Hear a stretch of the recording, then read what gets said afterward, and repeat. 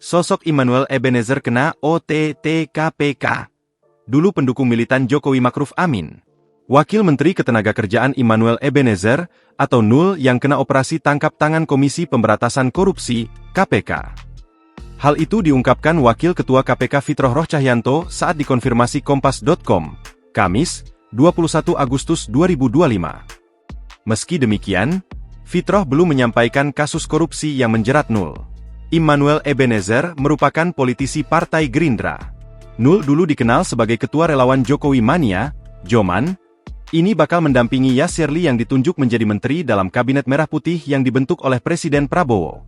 Pemilik nama lengkap Immanuel Ebenezer Gerungan, atau yang kerap disapa Nul ini, mulai dikenal luas setelah menjadi pendukung militan pasangan calon presiden dan wakil presiden Joko Widodo, Jokowi, Ma'ruf Amin pada pemilihan presiden, Pilpres, 2019. Kemudian, pada Pilpres 2024, Nul awalnya melontarkan dukungan Jokowi Mania untuk Ganjar Pranowo sebagai bakal calon presiden, Capres. Bahkan, dukungan tersebut memunculkan relawan Ganjar Mania.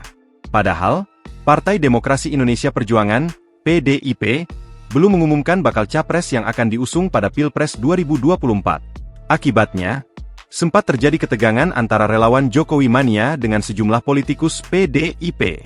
Namun, secara tiba-tiba, dukungan Jokowi Mania beralih kepada Ketua Umum Partai Gerindra Prabowo Subianto sebagai bakal Capres. Apalagi, setelah putra sulung Presiden Jokowi, Gibran Rakabuming Raka secara resmi mendampingi Prabowo sebagai bakal calon wakil presiden, Cawapres.